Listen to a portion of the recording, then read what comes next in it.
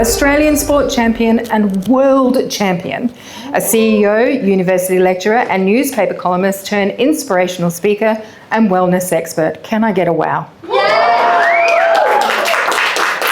She knows the highs of life, having founded Australia's most awarded fitness business and been named, get this, Telstra Businesswoman of the Year.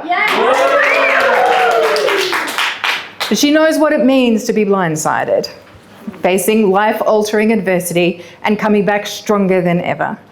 Using her unmatched energy, serial optimism, and the rare ability to make people believe in themselves again, Amanda empowers audiences to rise above self-doubt, setbacks, and the limiting beliefs of others. Her story will move you.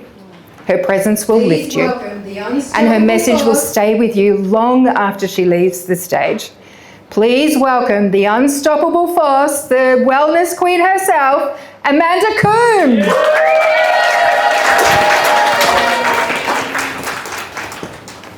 Imagine being a child, just 7 years of age, and you're sitting in a cold, clinical doctor's rooms. Your legs are swinging off the edge of the chair, barely touching the floor. But you're old enough to understand what comes next. She'll struggle with reading and writing. She won't be able to play sports, and she'll never drive a car. It was like that doctor had a checklist and he just went down it.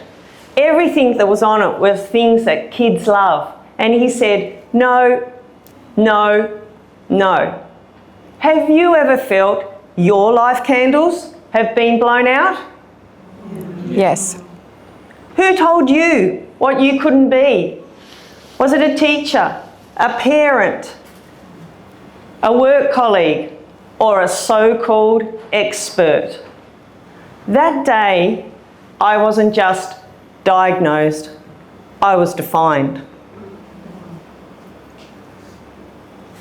In my work with leaders and high performers, I have found that the biggest threat to potential isn't failure or lack of ambition.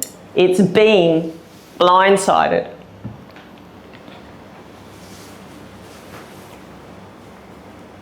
Have you ever felt blindsided?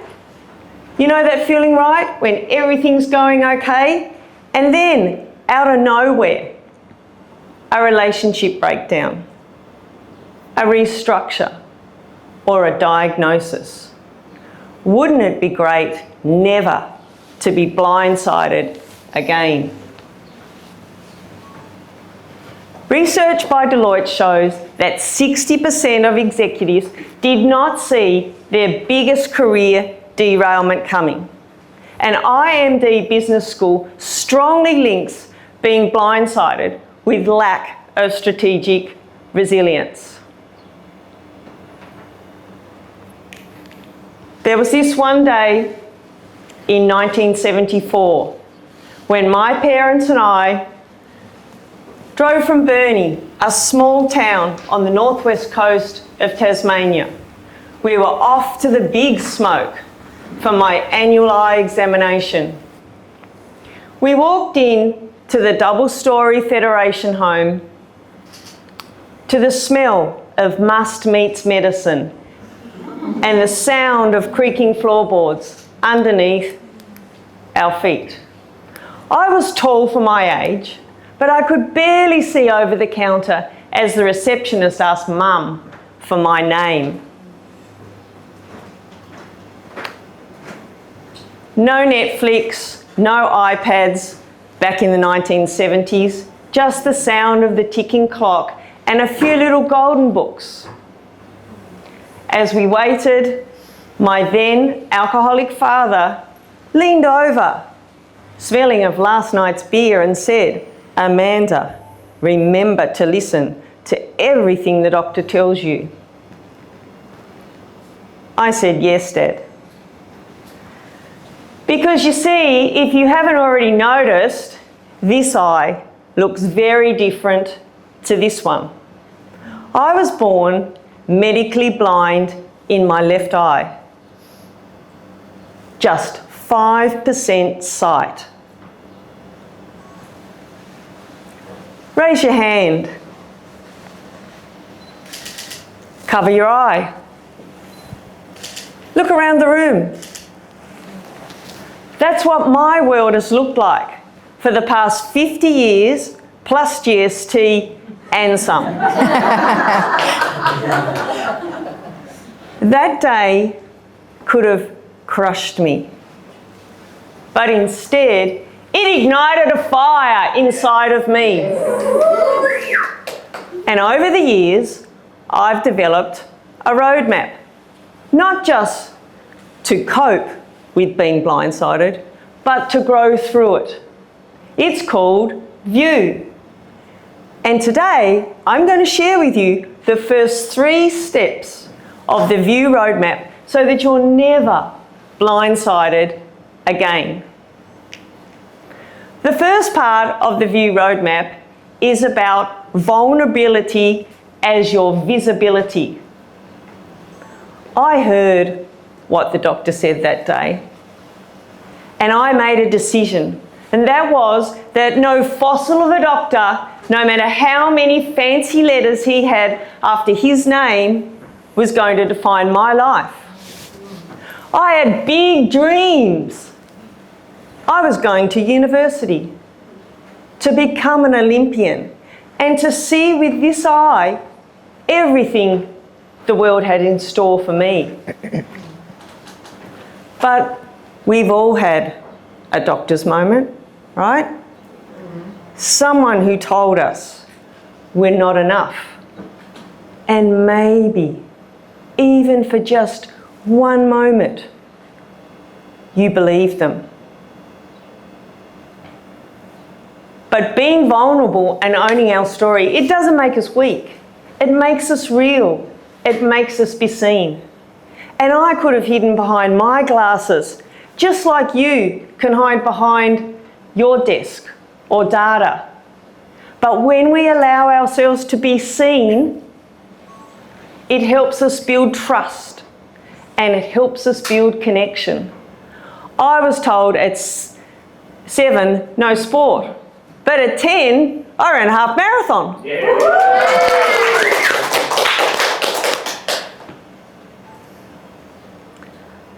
I went back to see that ophthalmologist at age 22, and I had my honours degree in my hand.